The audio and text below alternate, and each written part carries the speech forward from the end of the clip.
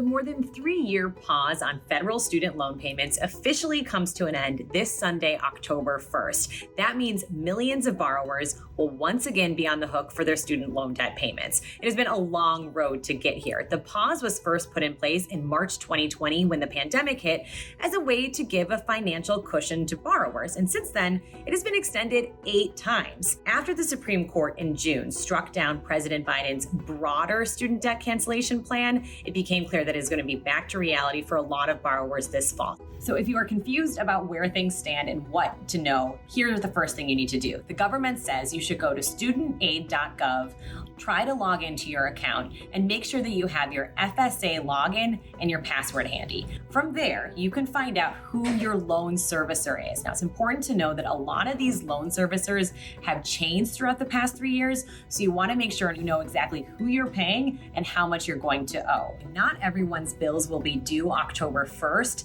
The due date will fall sometime within the next month, so find out what your exact due date is. Another thing to know that the Education Department says they're giving a 1-year grace period. So if you actually miss a payment, the government says it won't report you to the credit agencies so that you might be held delinquent. That is good news, but keep in mind that even if you aren't held delinquent, interest will keep accumulating on your loans. And this is another big change from the pandemic. For the past 3 years, borrowers haven't seen their balances go up because interest rates were stuck at 0. But now, once again, those dollars are starting to add up. And this is important because interest can add up really quickly. For the average borrower with about $37,000 in federal student loan debt, at a 5.8% interest rate, you're going to be paying about $25,000 in interest alone over the life of that loan. So be sure to keep an eye on those interest rates. So are there any options to get your debt canceled? Well, the Biden administration says it is still working on a broader plan B. But in the meantime, the Education Department